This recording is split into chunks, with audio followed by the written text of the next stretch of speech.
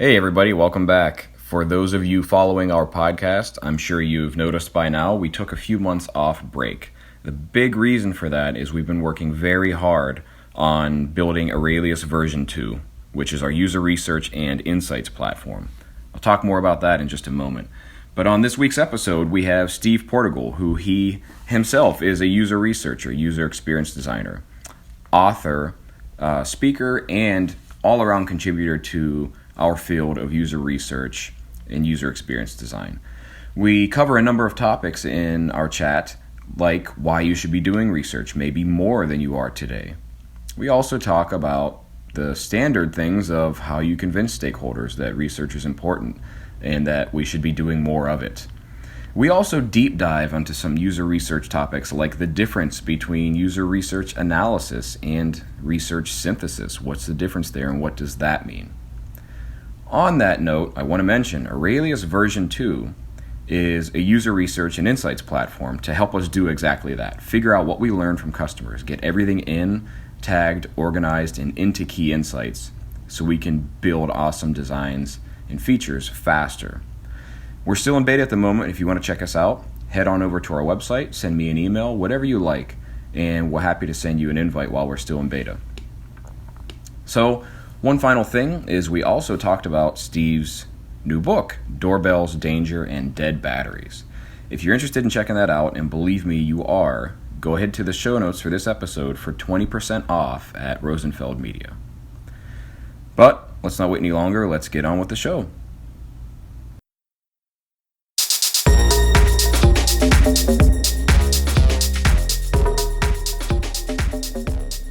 Welcome to Aurelius Podcast, episode 14 with Steve Portigal.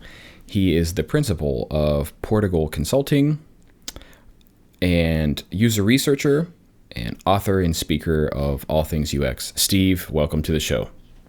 Hey, thanks for having me. Absolutely. We're very excited to chat with you, particularly about user research, insights, analysis.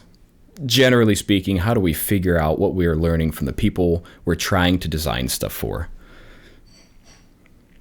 I love it. Cool. So the first thing I kind of want to ask you is, I'm sure you get this question a lot, or maybe you used to, and less so more now, but if somebody were to say, why should we be doing user research? How would you answer that? Can I speak to the meta part of it first? Of course. Because I think you raise an interesting point. How prevalent is that question?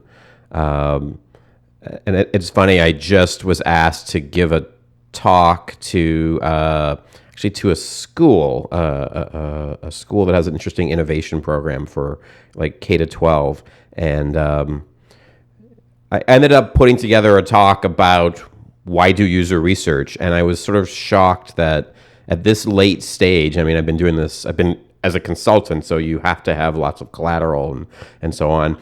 I didn't actually have that talk or a slide deck or any set of things to put together about that.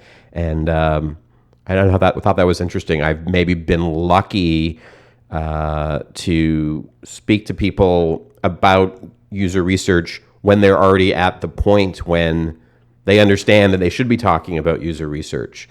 So it was an interesting moment for me to sort of, how have I sort of managed to go this long without being able to answer the question why? Other people have sort of been answering that for me, or and sort of pre-qualifying who I have conversations with. So it was a great opportunity for me to kind of circle back and think about why should we do user research. And if you're in UX, if you're in design, if you're in user research, sort of all these sort of adjacent overlapping fields or professions, we also come up against the theories of innovation. That's sort of buried within it, right? And what is innovation? And that's a terrible question. It's a terrible question to try to answer, but where does new stuff come from? And I think in the user research world, or the prejudice about user research is that it's sort of one thing. You find out what people need, and then you go make the thing, and then you make sure that the thing is right for them, and then you ship it to them. But of course, we all know there's a million examples where things were developed that didn't make sense, that didn't follow any kind of model that would be on somebody's SlideShare or their Medium post, and right. So you get all these. What are these theories of innovation? And Larry Keeley has Doblin's 10 pillars of innovation. I don't know what they are, but I can't even cite, and there's so much stuff that I can't even cite because I know it's just all out there. So it made me think, in reflecting on this a little bit recently, like there are many ways to get there. There are many ways to get to something good. And so this talk that I ended up giving, I sort of looked at 3 different ways to put something new out in the world. And I tried to not bang the drum of user research, but just look at these different approaches equally, even though I'm obviously very biased because of what I practice and what I think works. So one is to be a genius and get it right. So I'm sorry, that's a tactic. So one is to focus on the solution. There's entities that are like really good at making the thing solves something. And so you get like a James Dyson. He works and works and works and iterates and comes up with 5,000 prototypes of the original vacuum. And Steve Jobs is obviously the classic example of being a genius and getting it right. But the world of solution focus is sort of littered with invention-y types, the Sky Mall catalog, that sort of thing. The other approach I looked at is looking at problems. I think that's sort of classic UX, right? Find a need and fix it. But there's lots of different kinds of problems, right? There's problems where if we could identify the problem, then we know how to fix it. And there's problems where even if we identify the problem, it's too elusive. And I can't help but note that UX and design has gotten into fixing democracy, solving homelessness, like really complicated things. At the same time, I don't know if you ever follow on Twitter the WTF UX hashtag or various things like that. Now, those things tend to go viral among our little world, right? Of entry fields for phone numbers where it's 10 digits and each one is a pull down that goes from 0 to 9. And so I think the fact that problem focus has kind of escalated all the way up to changing the world when the regular problems of like how do you input a number, we're still shipping stuff that sucks. So that focusing on the problem is sort of an interesting thing as well. Like you can be successful at it, but there's sort of there's a massive scope creep in focusing on the problem. And then the last area that I talked about was like focusing on people. So this is the part finally after 12 minutes where I answer your question.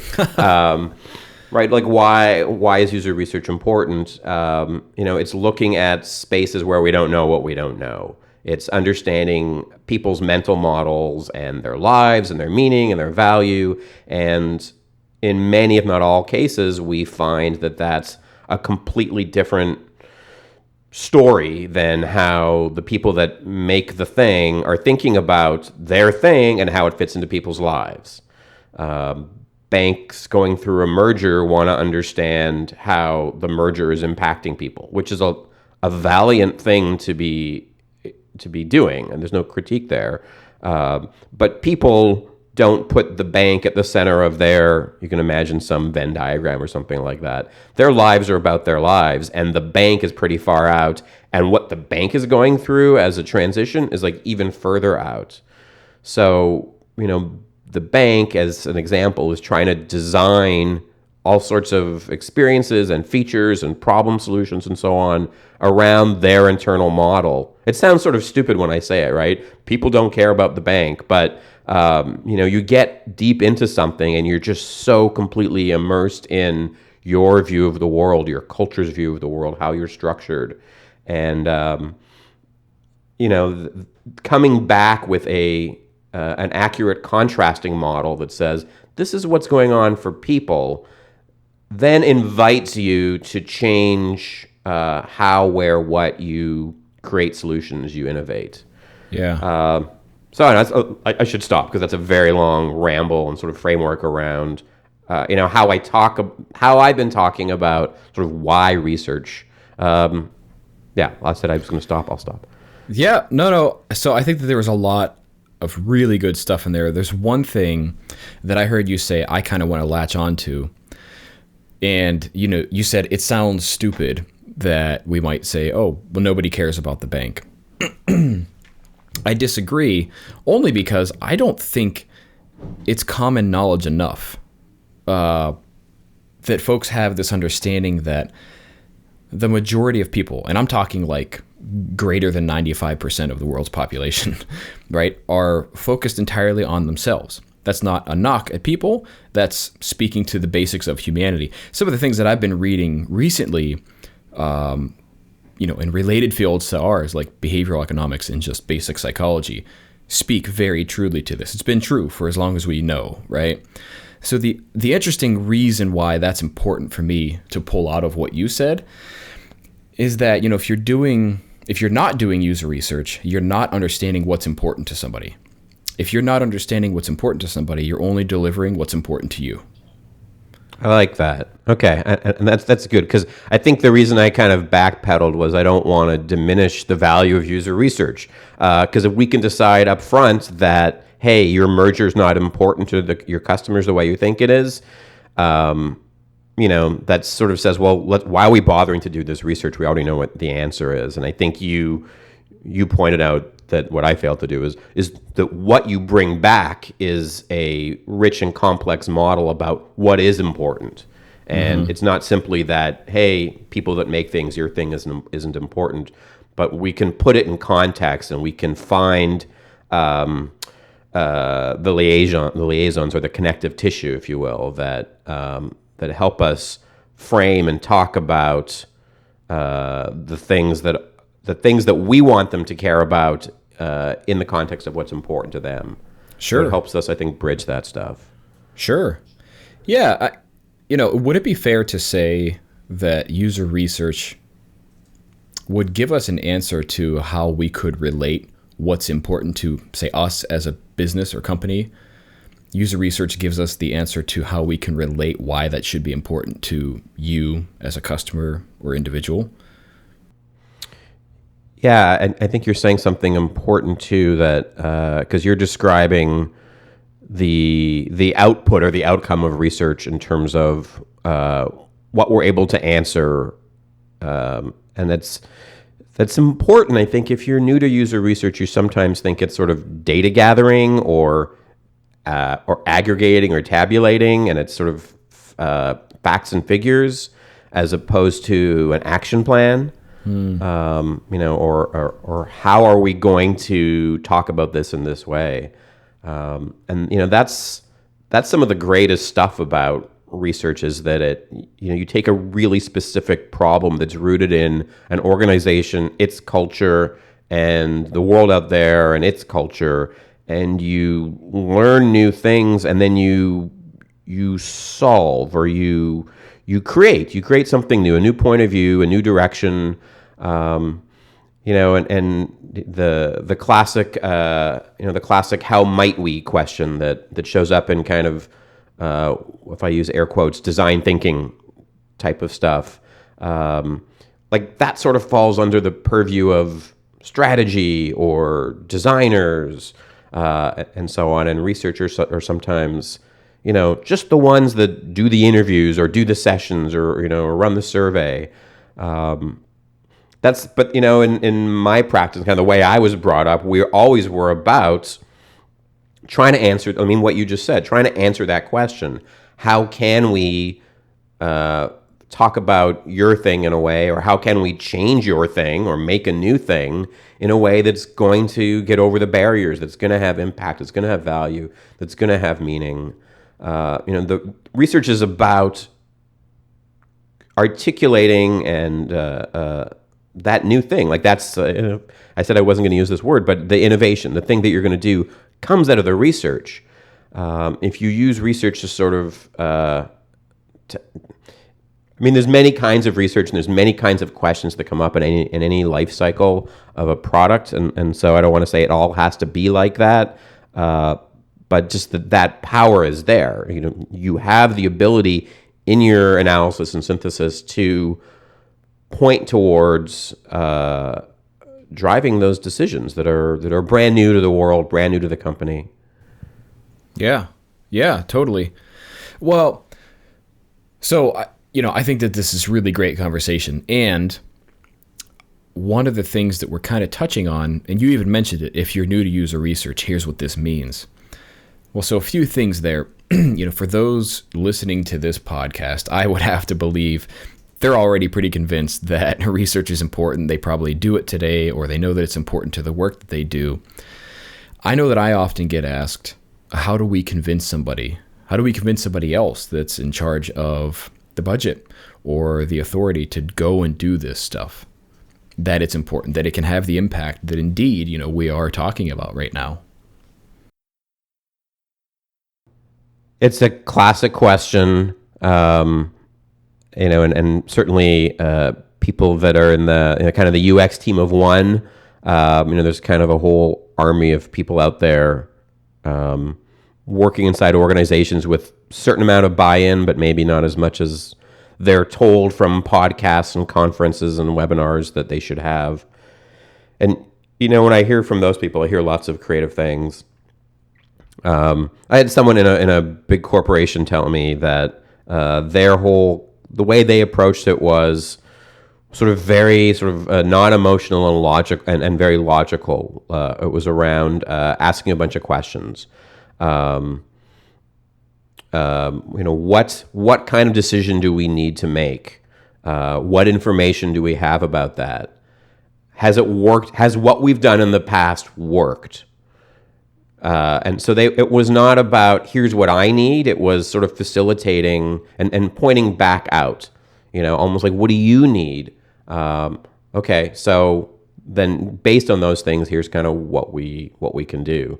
So I think trying to get can we get 7 days? Can we get 25 days? Can we get this much money? I think you're sort of seeding the ground to the other person, CEDE, seeding.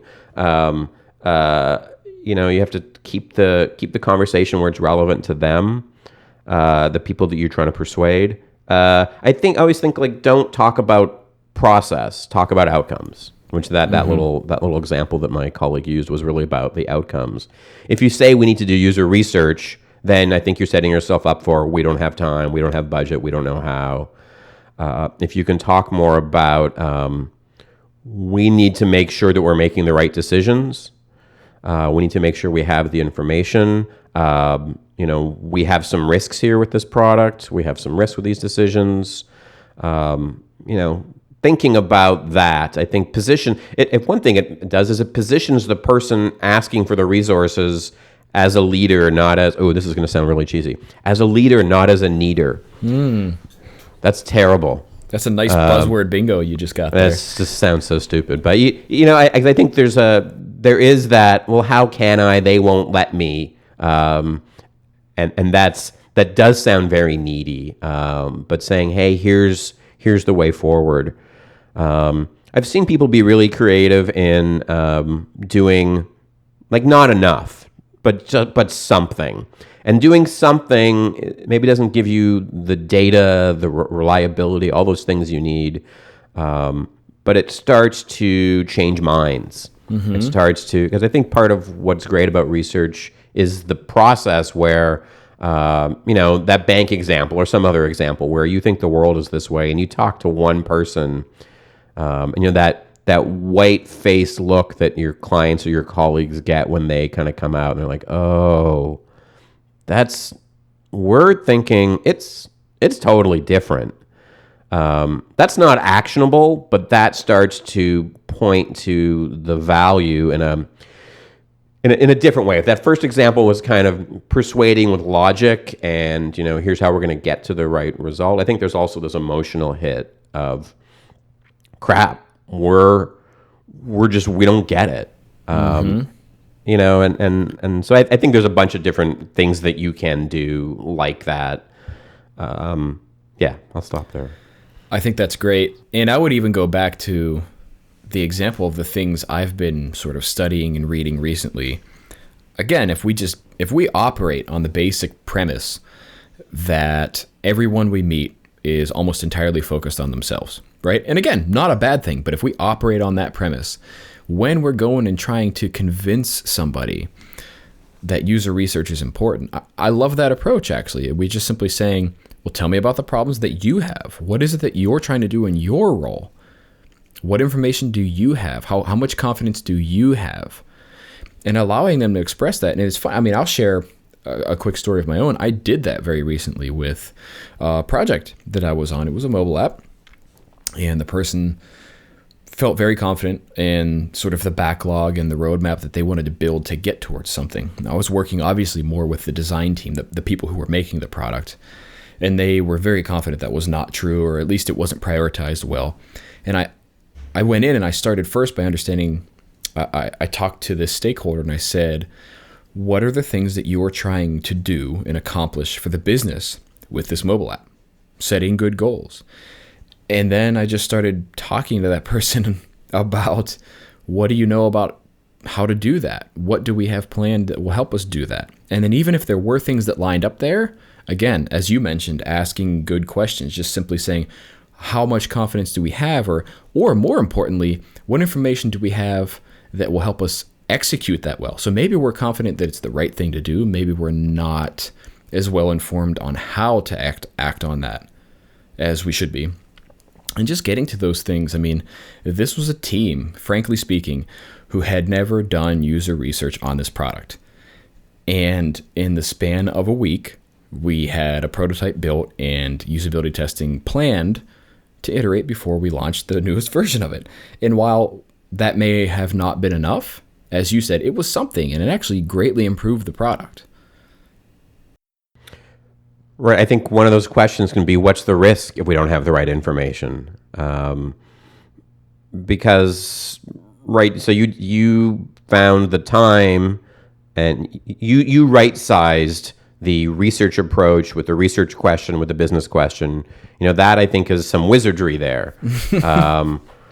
Right, because you could have also said, well, let's try to understand the value proposition. Let's try to understand the overall use context.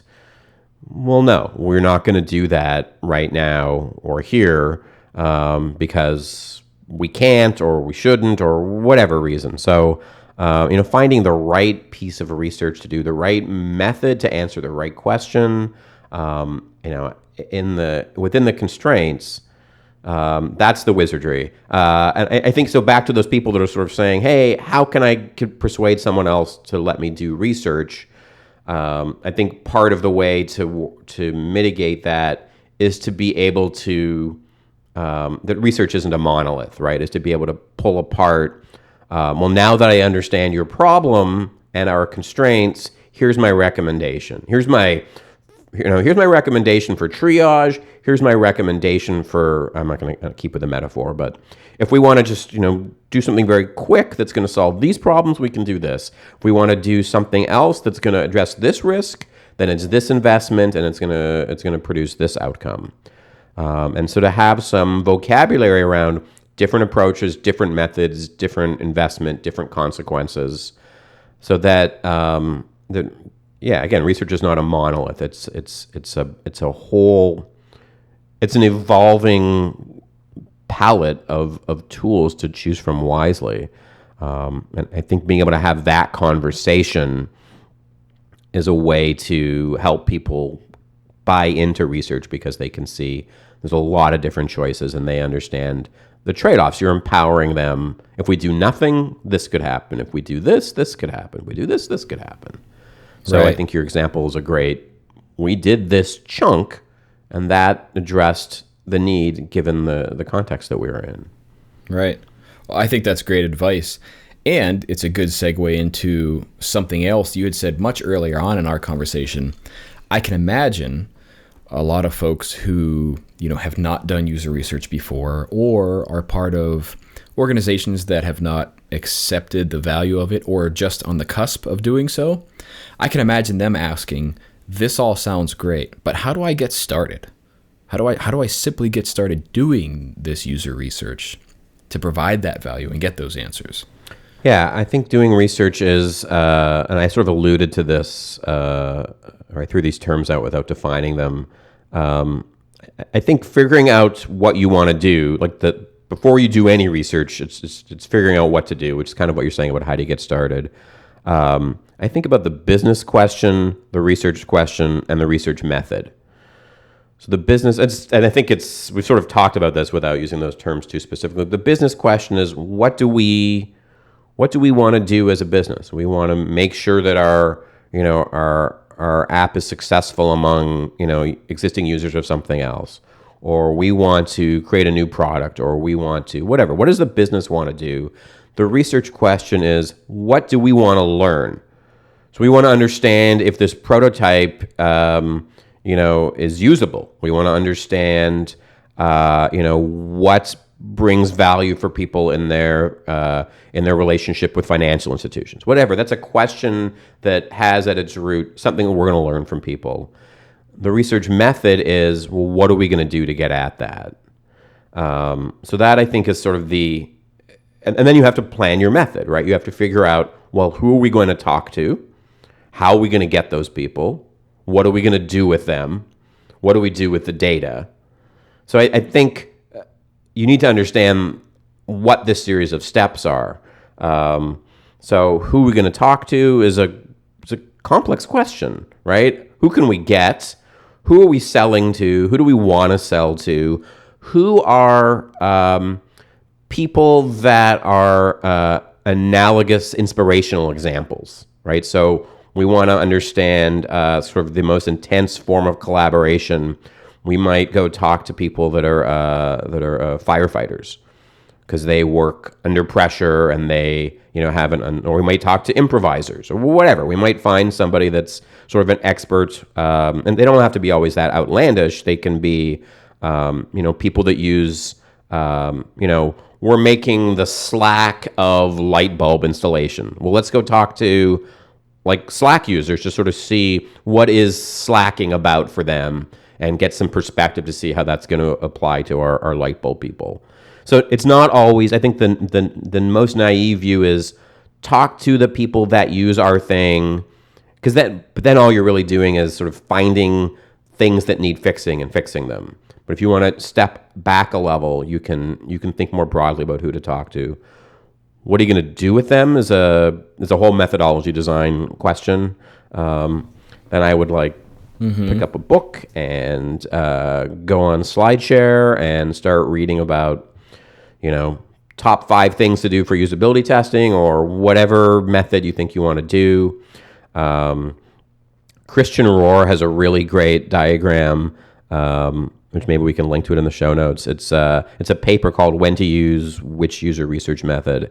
And he's just mapped everything pretty much and talked about what kind of questions it answers. Because there's behavioral questions and attitudinal questions. And he really, and there's even a few places in the paper where it's almost like a little, turn the crank. Put your question in here, turn the crank, and here's the method you should use. So that's a really, really great place to get started. It's sort of overwhelming because it has everything. But if you kind of dig into it, you can see what you might do. Then you have to go talk to people, which is scary, right? That's a thing that stops people because that's an intimidating process. Because there's a sense, ooh, we have experts. They know how to do it well. And, I don't know. You could say, well, bad data is worse than no data, but I think getting out there is better than not getting out there. And I think it's a thing that you just get better at with practice. And you can't practice if you don't start. So just start, right? Listen to this podcast and think, what are they doing right and what are they doing wrong? You start to see that everywhere around you. You can hear it. Listen to Terry Gross and hear how she interviews people, or any sort of interview gives you perspective onto what's working and what's not working. So you can always learn that more. Yeah, and I think, and then on and on it goes. How do you make sense of what you've learned? How do you sort of start to turn that into, actionable stuff? I think it's more than we can maybe sort of bullet point in this session. But Right. thinking about that whole process and sort of filling in your knowledge and skill all the way along. Yeah, I think that's what the way I would approach sort of getting started is to think about that whole framework. Awesome. Awesome.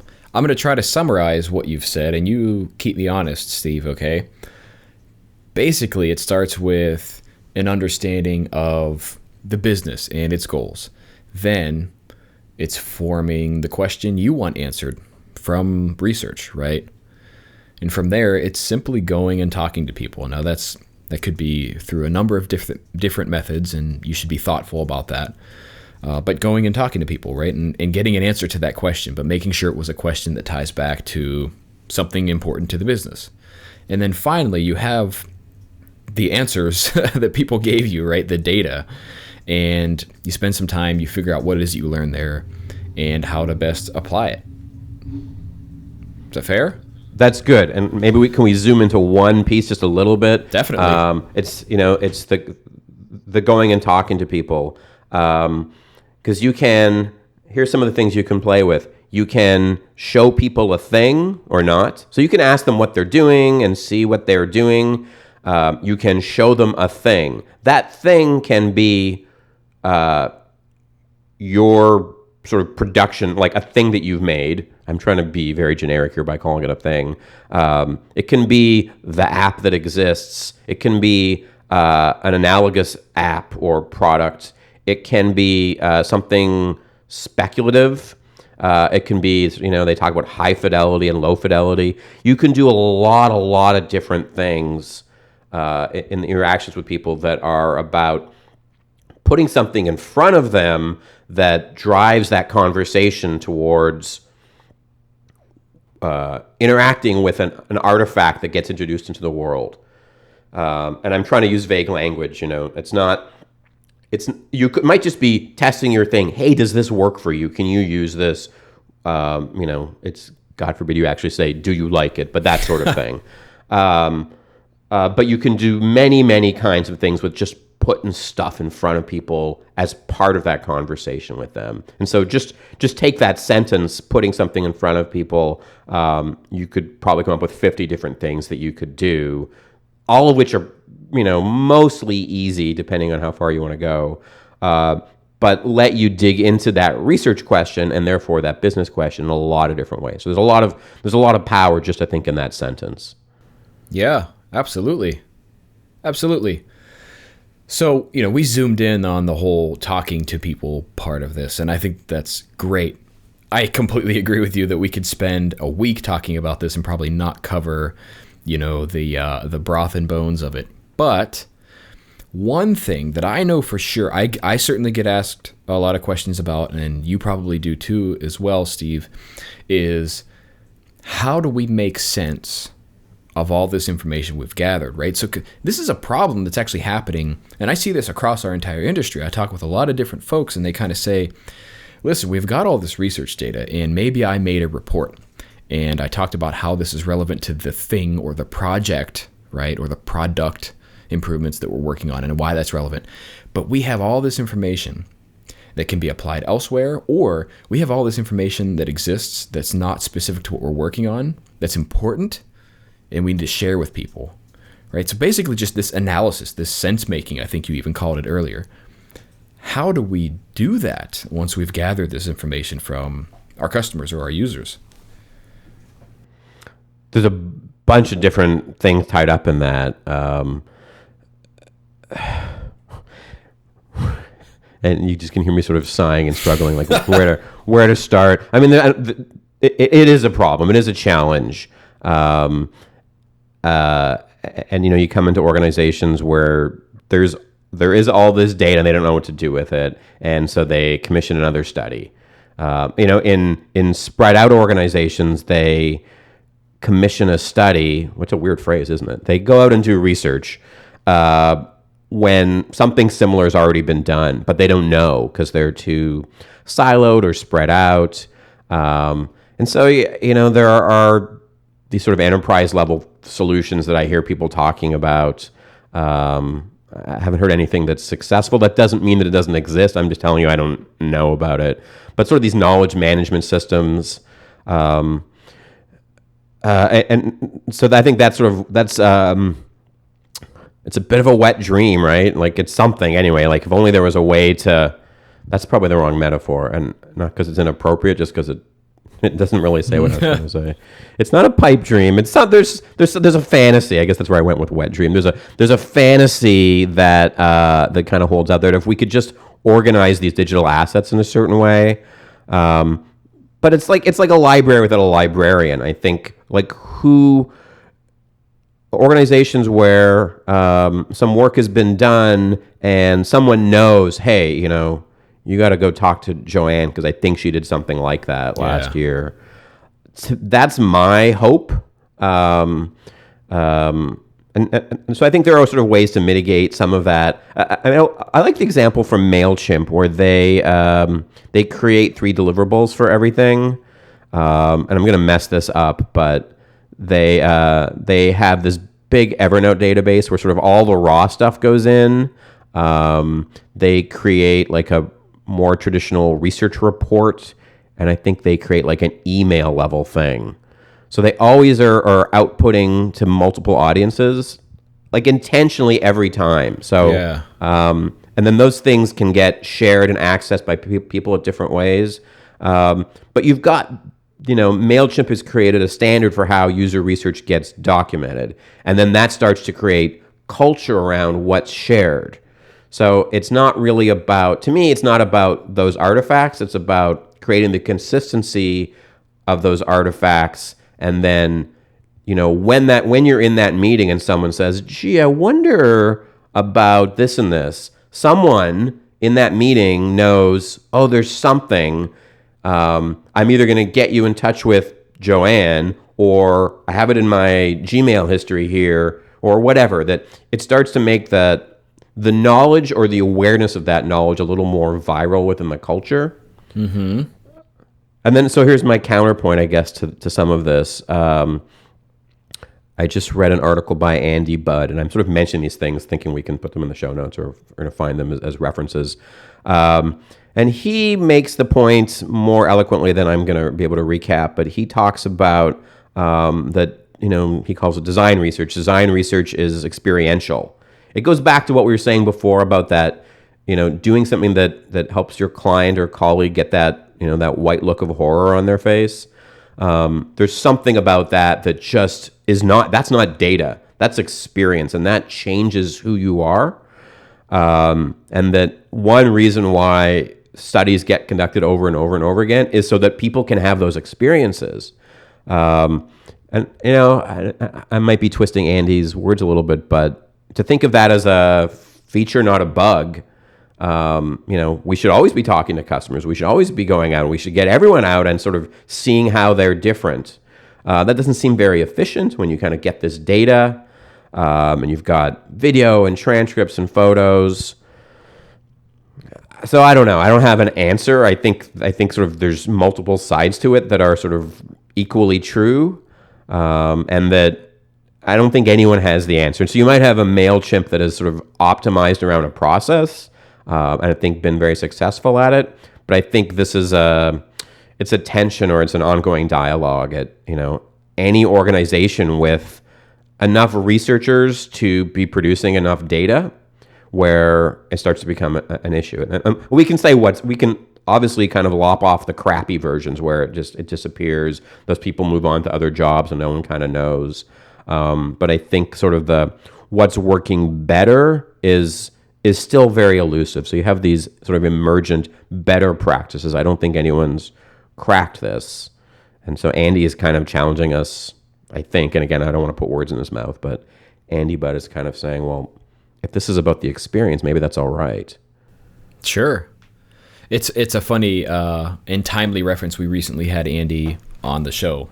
Has some very brilliant thoughts around this, and I would invite those to go ahead and listen to that episode, when and where appropriate. But so he already answered this, so I would not. No. All right. I would not Sorry, say, Andy. I would not say he answered this. No. I was just giving us a plug that Andy had been recently on the show. We talked about some similar stuff, but something that you said there, I think is a useful distinction to call out, right? So we have an acute problem with research data and analysis, and we have a chronic problem. And so what I mean very directly is we have a short-term communication of the research findings problem, and then we have a long-term, we've learned a bunch of stuff that is probably still relevant. We have no idea on how to make that useful or impactful beyond the initial study. Would you say that's fair? You kind of like blew my mind a little bit. In a good or a bad way? Well, in a good way as whoa, and in a bad way like, oh, I don't know what to say now because you just so do the chronic thing again. Sure. I'm going to start again. I'm going to start at the beginning because I think that's the only way. This is really exciting for people that are listening to you explain something twice. Sure. Everybody else rewind. I can't rewind. Yeah, I'm kind of like a cassette tape. I have to go all the way back to the beginning. Yeah. So the acute problem is communicating what it is we've learned at that point in time from the study, right? So let's say we did usability testing. We have to share something that we've learned from that, like right now. Yep. Immediately, right? Short term.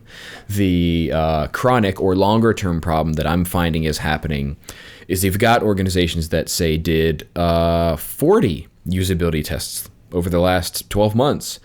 And they know, right, just as you and I would as researchers, know that they've gathered a bunch of information that's relevant, not only from the point in time they shared the findings, but things that could be that could lead to new innovation, as you may or may not like to use that term. Yeah. Right? So that's like the longer term or the chronic problem. Right. And I liked how you asked the question because you sort of skipped the acute question, which is a frequently asked question. How do you share research results? And the way you asked it to me and what it made me think about was more about the chronic problem.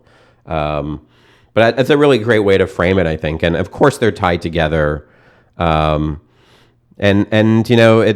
Is it a culture problem? Is it a process problem? Is it an infrastructure? I guess that's where I use the wet dream misnomer. That's sort of an infrastructure problem. Therefore, you solve it with infrastructure.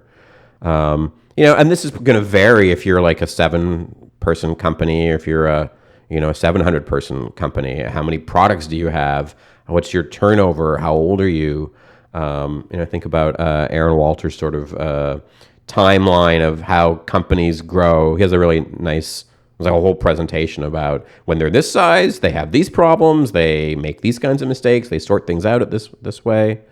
There's also a piece here too, while I'm sort of referencing everybody who I'm sure are all guests and have already said all these things anyway. Christopher from NASDAQ has a design research maturity model. There's a million maturity models out there, and they're all provocative, but this is the first one I've seen about, where are we at in terms of research. So he kind of, as like a lot of maturity models do, he sort of breaks the different organizational types down and looks at who's funding it, who's a customer of it, what kind of questions are being answered, how's it being used to sort of change what's being done. So if you're a usability testing only company, you just don't have the problem isn't about the data. The problem is you're not really looking for or have any ability to act on this other kind of information that might be in your data. So like worry about moving up the maturity curve before you worry about, we have all these studies, what are we going to do? So I think that's sort of then that becomes the underpinning kind of thing to address is what are we doing with research as a company, let alone, what do we have too much of or not enough of? Yeah, I think that's a very useful point to just recognize where you are in maturity. I think is absolutely the right word. And I know that we use that in a lot of different areas of design or business, but it is super appropriate here to say how mature is our practice. So even within, right, how mature is our business and its business model and all of that, but how mature is our practice, meaning design and product, right? I'll lump those together. How mature is that practice itself within that organization as well, I think is a very useful distinction to call out. Cool. So we talked about a lot of different stuff. Why is research important? How would we get started in doing this? How do we make sense of the things that we learned and sharing that out? I would zoom way out, Steve, and just kind of ask you, for those of us doing UX and assuming that user research is part of that, from your observations, what is something you think that we really should be focusing on that we're not as an industry?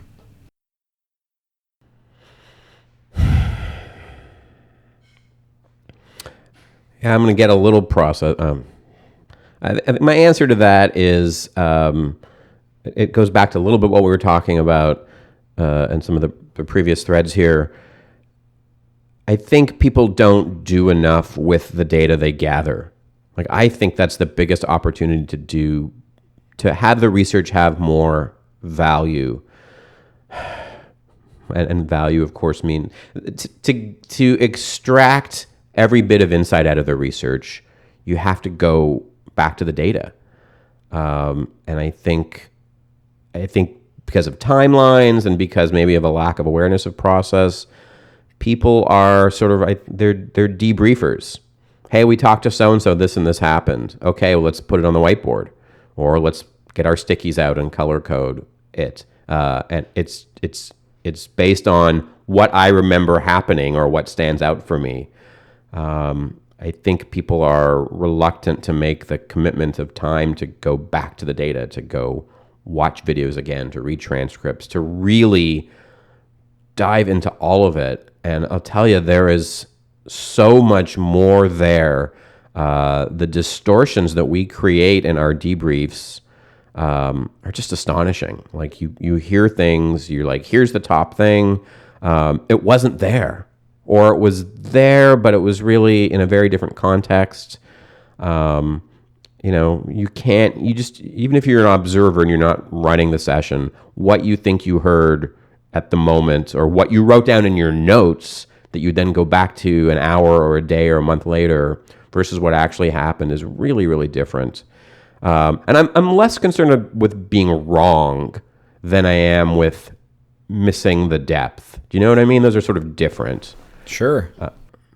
So that, the research produces, when we talked about those mental models of how the company thinks versus how the people think, you can get these sort of very shallow results, or you can get these more I think about nuance. Nuance is sort of the difference between, mediocre research and great research.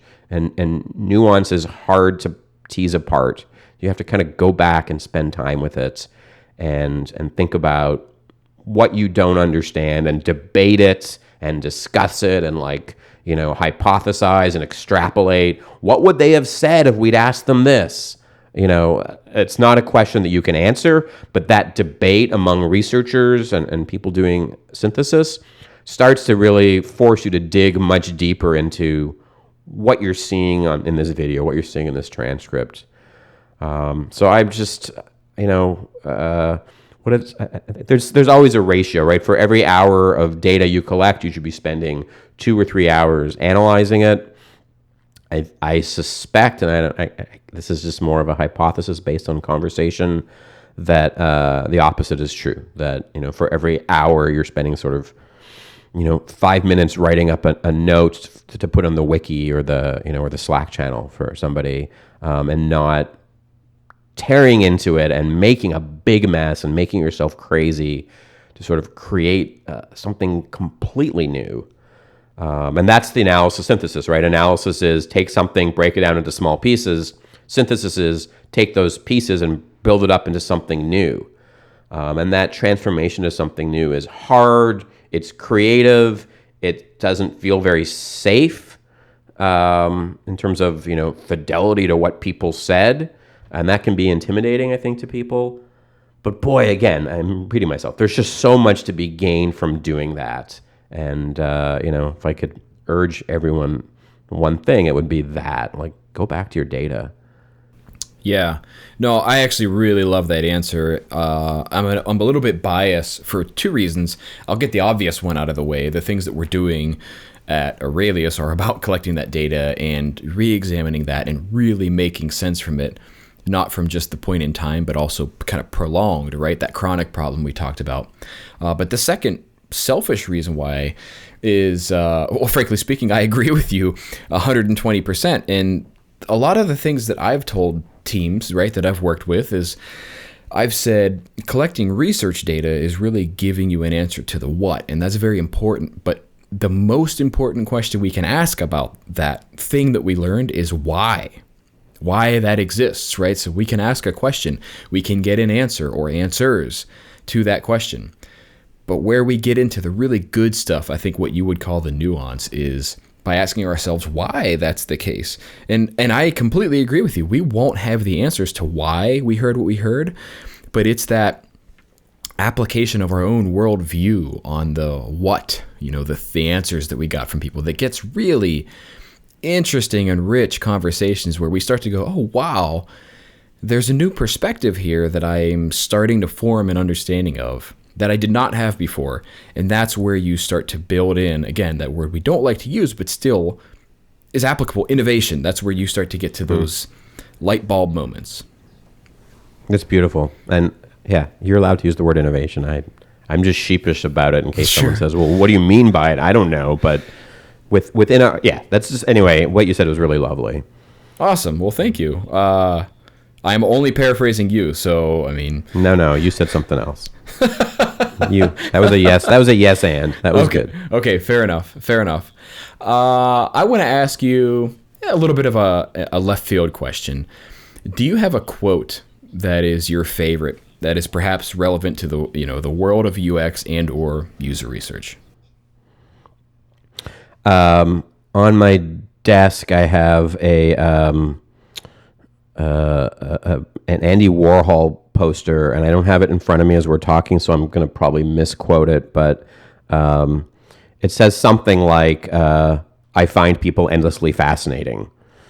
And it's we're not doing art, and we're not doing whatever Warhol was doing in terms of changing the conversation about art.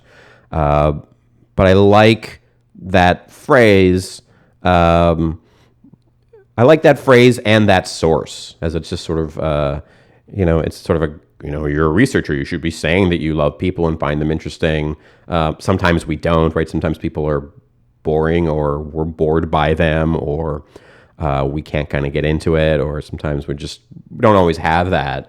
So it's, Warhol is just such a compelling figure for the way he looked at the world and the way he looked at, making beautiful things as work. And so, that's my thing. I may be saying it wrong, but I find people endlessly fascinating when said by Andy Warhol, is pretty cool. Awesome. Well, that checks out. So, Steve, this has been a really awesome conversation, and I want to be respectful of your time. But before we wrap it up, I know that you've got a number of things you've written, and even more recently, anything that you'd like to share with the listeners of this episode?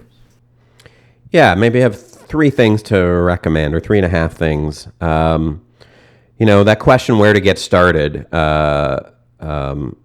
is a great one. I'm going to recommend, my first book is called Interviewing Users.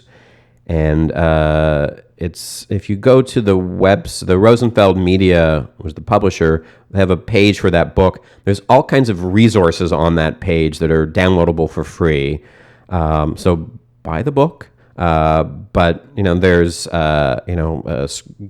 interviewing guides and sample screeners and debrief worksheets and just things to kind of help you figure out some of the mechanics and processes of it. There's videos of me talking about doing research. There's more beyond what we talked about today. I think it's a great learning opportunity with that book.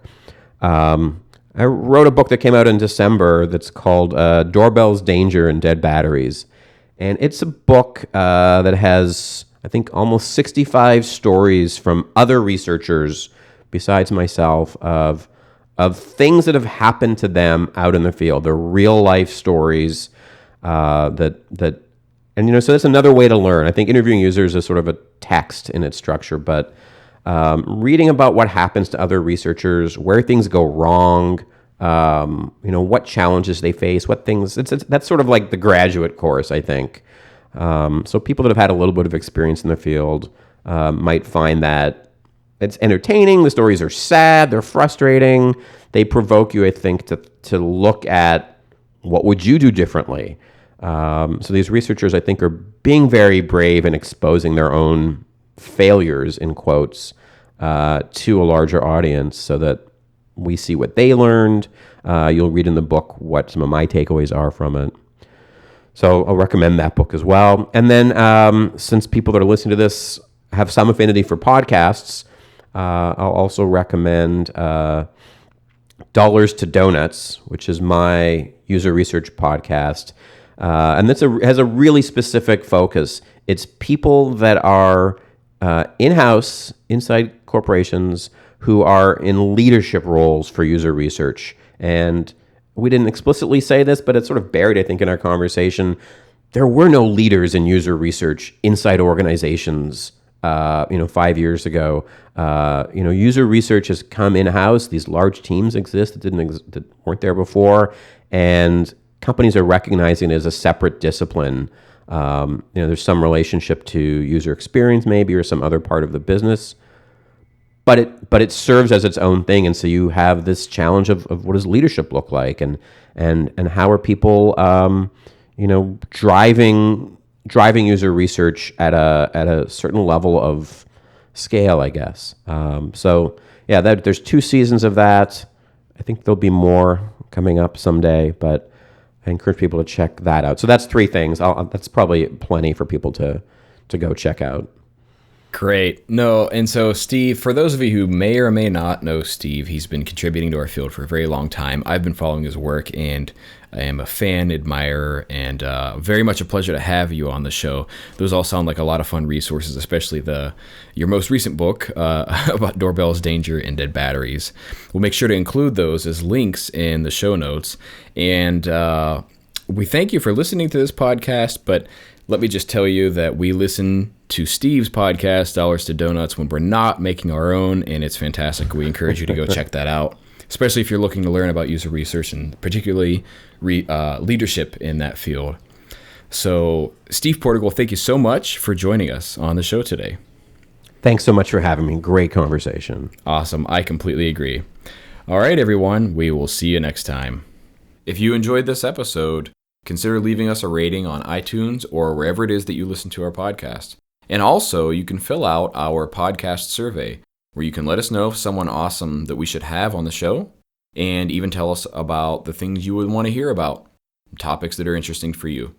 You can check that out in the show notes or on our website.